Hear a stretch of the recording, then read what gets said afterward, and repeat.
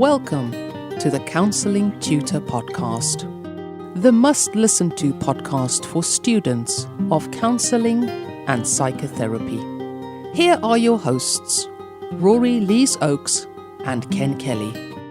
Hello and welcome to episode 71 of the Counselling Tutor Podcast with me, Rory Lees-Oakes, and with me, as always, my fellow traveller and wingman in everything therapeutic, Mr. Ken Kelly. How you doing, Ken? Very good. Glad to be here. Episode 71, a really interesting one today. Variation of topics, starting off with discussing models of bereavement. Always an important topic, and bereavement something we see again and again in our clients that present in practice. In Practice Matters, a really good one today. Hard to help clients. Give us a taster of what we can expect from that, Rory.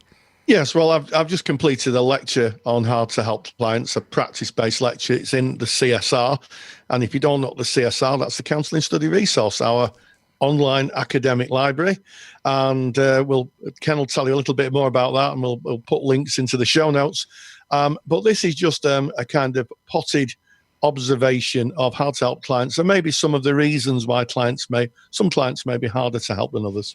Excellent. And then ending off today again with questions that come in from our Facebook group. And today we're going to be looking at dementia, and we're going to be linking that to validation therapy, looking at how can you work in a person-centered way. And again, something very topical. It's a conversation that's out there. And can you work with somebody who is struggling with dementia? So a great episode. And kicking us off, as always, Rory, is the question that came in that came in from our Facebook page. So if you want to become a part of our community, two ways you can do that. The first way is you go to counsellingtutor.com/community.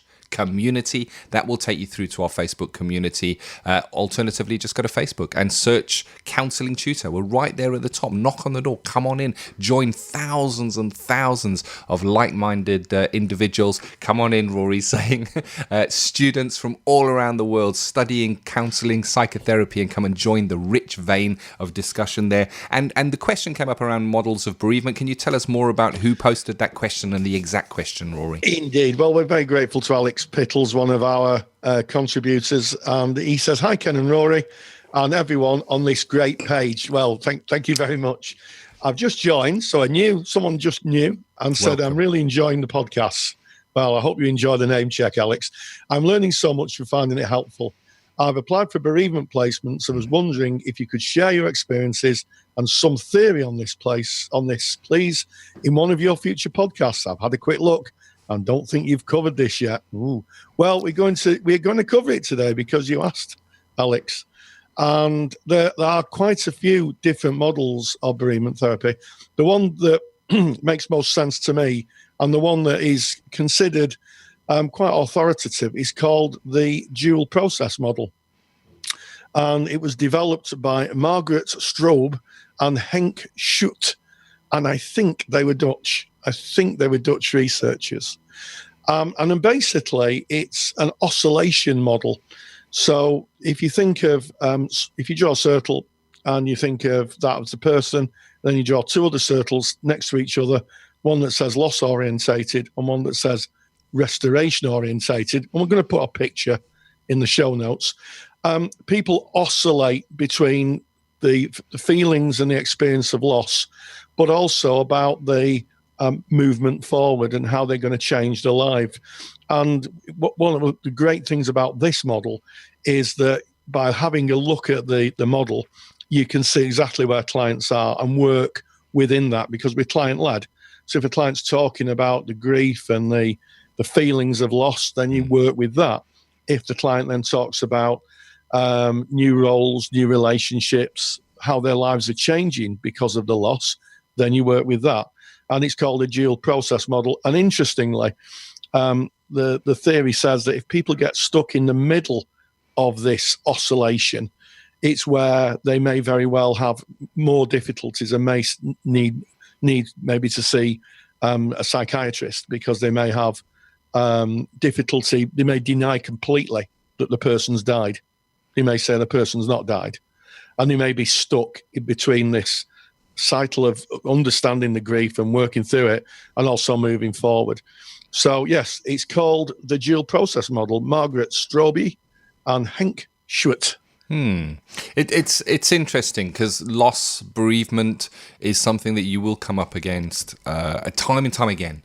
And it can show itself in so many different ways. I mean, one of the ways is somebody can come in and say, I've lost somebody recently and I'm struggling with that loss. But it can also come up with people that have lost people a long time ago and haven't gone through grieving correctly. They haven't got over it and it's still with them. And it can be tricky in some ways that when somebody comes in for maybe an issue with their day-to-day lives, you can maybe work with that client and they can find a way forward, a way of getting over that and overcoming it. And you can see that movement and they can come out and go, wow, I really feel better now because I went to counseling and I found a way forward. But with loss, you can't bring the person back no matter what you do. And it's difficult because the person's gone and they're gone forever. And it's more about the acceptance of that, which is a very, very different kind of process. Now, Rory, you kicked off today's episode speaking about a lecture in the Counselling Study Resource, and I'm going to mention another lecture in the Counselling Study Resource. In our CSR, there is a Working with Loss and Bereavement lecture that Rory did. It is exceptional, and it does come with a CPD certificate of 1.5 hours. It really, really is good. So if you are a CSR member, log in and have a look at that because it's really, really useful. And if you're wondering what CSR is, it's a paid-for part of what we offer at Counselling Tutor. We do a lot of stuff for free, but we do have a paid-for side to our business as well. And more about that at the end of today's episode. We'll give you all the information you need on that if you want to go and check that out. But loss, you're going to see it in practice. It is tricky, and it can be tricky for you as well. You need to look at your own losses within your own life and work with that to be able to be there with a client that may be bringing loss in. And there's a number of different ways of working with loss. Rory, you've spoke of one, but there's also different kinds of loss, complex loss, and the people getting caught up and, as you say, not getting over the person being gone. Some people still acting as if those people are still around, kind of, what is it? But creating like shrines to the people that are. It's called mummification. That's it. I was looking for that word, Rory. I remember it from your lecture, and I was going, "Where is it? Where is?" This is why it's so important to revisit those lectures time and time again. But a really interesting and complex topic. Yeah, absolutely. And also, loss isn't always about death. It can be loss of health, Definitely. Loss of jobs, loss of anything where a part of someone that is meaningful it may not be any longer available to them for a number of reasons. So yes, we sometimes think of bereavement as death, but there can be huge amounts of losses. And you're absolutely right, Ken.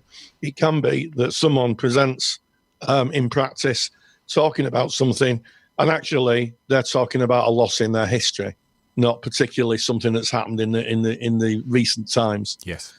So we have to be acutely aware of that. And it's interesting how that can be jarred within a person. You can find that the client maybe lost a parent maybe 10 years ago, and they say, well, there was nothing I could do. I had to be strong for the kids or whatever it may be, and we got through that period. But they may lose an animal. They may lose a pet dog now and be in absolute bits about it because recent loss keys into our past loss, and with this question that came in, a really good question. It seems like you may be in a placement where the kind of client that may be presenting with bereavement and loss, and it's worth doing some CPD on secondary loss, where the person may have just lost somebody, but their day-to-day life of what they have to deal with now, how they're going to pay for their car, how they're going to pay their rent, how they're going to get by, maybe they lost the breadwinner, becomes the bigger thing that they might bring into the therapy room. And it's about being able to work with that,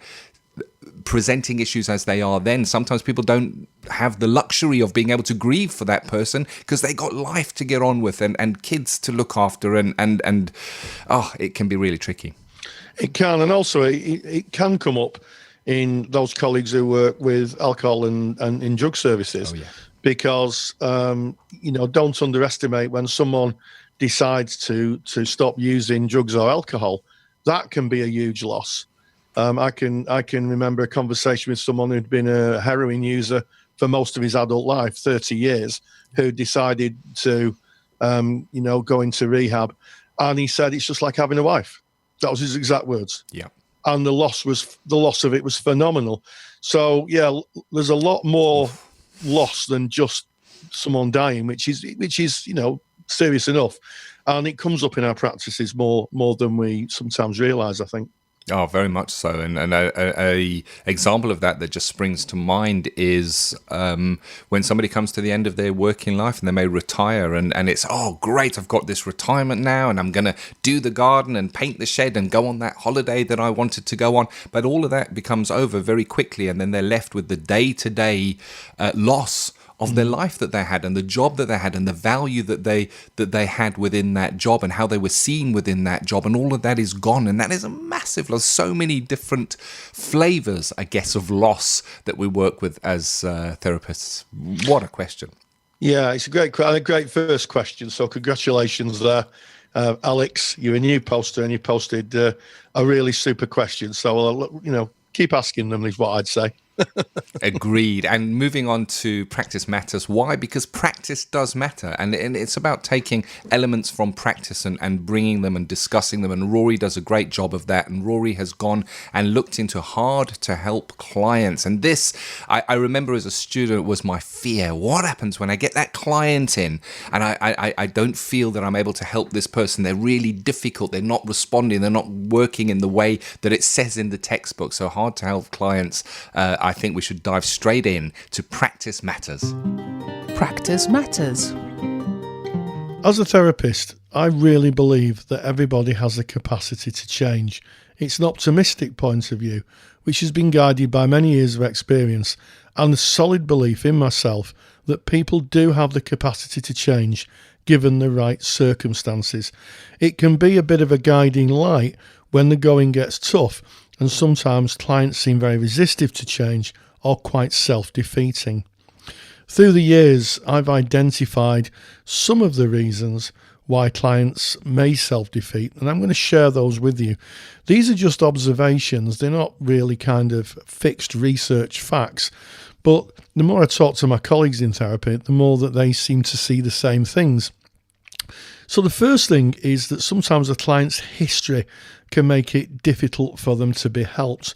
If a client is faced protracted criticism in the past, or if there's a history of violence in the family, significant carers may have been emotionally unavailable for long periods of time, or there's unresolved issues regarding death and separation, it may be that our client forms a certain form of a view of attachment.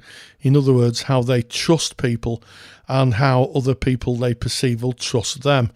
That can be very, very difficult initially as a therapist, as clients just may not trust you. They may see you as people in their past who've left them or deserted them, and you may have to work quite hard to show yourself as someone who's committed to helping them make change and exploring what's going on for them. Sometimes if a client has been given conditions of worth or introjected values, that can be quite difficult. Our friends in the TA world call those injunctions. In other words, they've been given messages in their childhood which they carry through into their adulthood. They're working on messages in the past, in the here and now. And that's sometimes client beliefs and behaviours. Does a client expect you to fail them? Does a client expect you to reject them? Does a client expect to fail full stop? Does the client have idealistic or unrealistic expectations? I think that all of these are about self-worth, a client's own self-worth. And sometimes clients, if they're really struggling, want to be fixed quick. Now, in therapy, we know that that isn't always possible. There's no magic wands in counselling. So I think if you have a client who has unrealistic expectations, then that's something to discuss in the contract or to recontract, and to patiently explain what can be done and what might not be able to be done. After all, it's all their work. They're the people who are making the changes. But for instance, if you have a client who says, well, I only need 3 sessions, I'm sure that you can fix me. That's the point, I think, where another conversation's needed, and maybe explore what fixing means to the client. Sometimes clients' social relationships can cause them difficulty. So if a client's had difficulty sustaining close relationships or feels isolated, it may be that communicating with others is a real difficulty, and also accessing what's really going on for them. There can be many reasons for this. Older clients, sometimes by the nature of their friends dying and their families kind of separating and being in different parts of the country or even the world, can feel isolated. And also, one of the things about getting older is that people who are older will tell you they kind of disappear. Certainly in the Western society, our view of older people is not as kind of enriched as it is with younger people. We live in a youth culture to some extent, I think, in the UK. And as people get older, they're seen maybe as less productive or less useful members of society, which in Eastern countries is the opposite. As people get older, they're seen as have wisdom and are more useful as someone gets older. Also, it can be about neurodiversity. If you've got a client who's Aspergic, it may be that communication and their view of the world and how they communicate is very different to clients who aren't Aspergic. And sometimes that needs very creative ways of working. I've got a wonderful friend who's worked with a lot of Aspergic clients who, she tells me, and in my experience, are all different. Everybody's different. But she's used very creative things, like if a client has anxiety about facing her, they'll sit back to back. Maybe they'll sit in different parts of the room.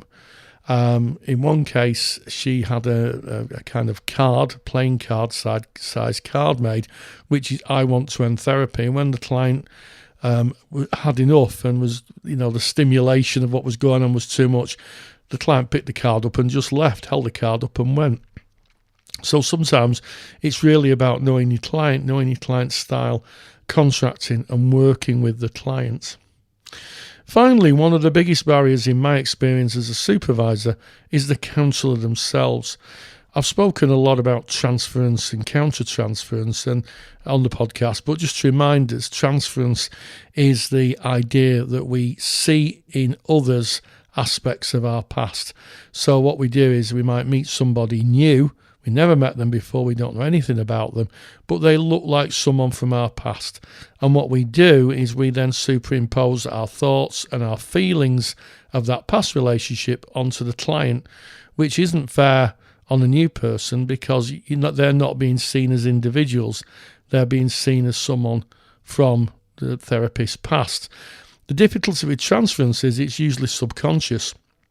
So this can be the counsellor may feel manipulated, they may feel they're being criticised, they may feel that they're being rejected themselves, difficulty trusting the client, or they may feel that boundaries are being challenged. If that's the case, an exploration, I think in supervision, about how the therapist feels about the client is always useful. I'm sure there'll be supervisees of mine who will quite recognise one of the interventions I use. I usually ask my supervisees if they were on a train going between London and Manchester, the train had no stops, and the client was on the train, would you sit next to them? If they weren't your client, would you choose to sit next to them if the carriage was empty? And usually the response from that can be quite interesting. A supervisor may say, yes, I'd sit next to them and chat with them and this type of thing. That's a useful area to explore. Why would that be? What is it that would attract you to do that? But occasionally a supervisor will say, no, I wouldn't want to sit next to them, in which case another conversation can be started about why that is. What is it that would stop you not sitting with them? And I think it's a useful, if slightly sneaky way of teasing out what's really going on for the counsellor. So we mustn't underestimate our own process when we think that clients may not be making progress or we're struggling with them. Is it the client or is it ourselves that needs to be examined? Do we need to examine our own relationships with the client? Whatever the barriers to helping clients are, holding on to the very optimistic notion that everybody can be helped and everybody has the capacity to change, I think is really useful. Sometimes it's more than just an optimistic frame of mind. It really can be a life belt when you're struggling in the sea of hard to help clients. Thank you as always, Rory. I always learn something. I really do from listening to all your little bits that you do, whether it be Theory with Rory or Practice Matters, and Hard to Help Clients, something that comes up again and again. If you want to get Rory's super duper handout, you can do that. If you're already a member of the Counselling Study Resource Handouts Vault, you can just log in. It's been uploaded for you. It's there in your resources section. However, if you're not a member of the Counselling Study Resource, then you can just go to Counselling Tutor. That's our mother website. Click on the podcast tab. It's right there in the main menu. Go to episode 71. All the show notes are on that page, including all the links that Rory's already mentioned. Also, that infographic that Rory mentioned will be on the page that you can go and have a look at as well, regarding the models of bereavement. And of course, you can download Rory's handout from within that page by just popping in your email address of where we should send that to, and we'll get that right over to you. So there you go. Hard to help clients. Moving on back to maybe what might be considered a difficult group to work with, Rory, keeping that theme going here, working with clients who may present with dementia. Can we work with people with dementia? What's your thoughts on that? And I guess it's linked into a question that came in. Well, let me preface this by an experience I had when visiting a tea room last year. I was sat having tea and a cake with my wife, and I was aware that someone sat opposite me. It was a woman. She'd be maybe in her 60s, and she started talking to me without any filter. And it became clear to me that what she was talking about in her life was out of sync. It became very clear very quickly that this person may have had some cognitive difficulty or maybe some dementia. Mm-hmm. But it was very urgent that she talked to me, so I listened to her, over my tea. I listened to her, and what was in the background, I could see the people who were kind of working in the tea room, looking at me a bit puzzled. She was obviously a regular visitor, and they may have thought that she was maybe a bit distracting to the customers. But I listened to her, and quite clearly, as 10 minutes elapsed, it was clear to me that she had some difficulties, cognitive difficulties, which could be dementia related. But right at the end, when I spoke to her, and it was a jumble of information, the past, the future, really disconnected things. She just looked at me and she said, "Thank you for listening." And I said, "You're very welcome." And she went on her way, and I went on with my tea. And my wife mentioned something about, "Do you never stop?" But it just seemed very meaningful. And what was really interesting, and this, I'll come to the question, and it was asked by Greg James, who's doing a presentation on dementia. So hi, Greg. And he has a couple of questions. And one of the points he comes is can any meaningful work be done? And I'm of the view, after doing this for a long time, it depends what you mean by meaningful. Are we doing lots of change, or is somebody validated by being heard? And I think as a therapist, that is our first position, that they're heard in the world, that someone's listening to them. We don't always have to get clients, or clients don't always want to make huge changes in their life. Maybe what they want to do is just be heard and acknowledged and not discounted. They want to be accounted for. So that's the first point he's asking, can you do any meaningful work with people with dementia? Well, it would depend what the dementia is. And you have to be very thoughtful. The first thing I would say is that Rogers talks about 6 conditions, and the first one was psychological contact. That came up for me as you were saying that. Yeah, and that then leads us on to an ethical perspective, where can we say that the client has enough capacity to understand what's going on? I was just listening to someone in a tea room. I want to be very clear. I don't think I would have counselled this person, because I wouldn't have been convinced enough that the person would understand what I was doing and have the capacity. So he asked, do you work closely with doctors?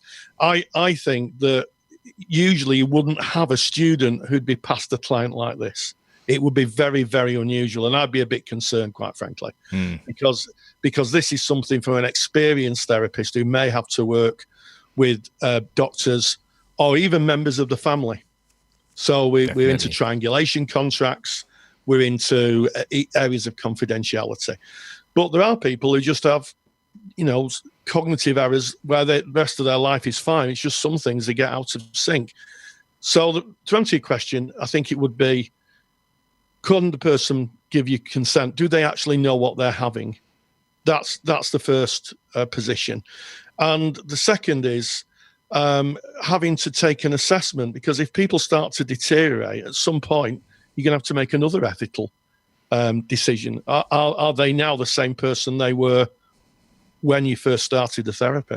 And the same can happen with people with, brain cancers or any degenerative issue around the brain. Yeah.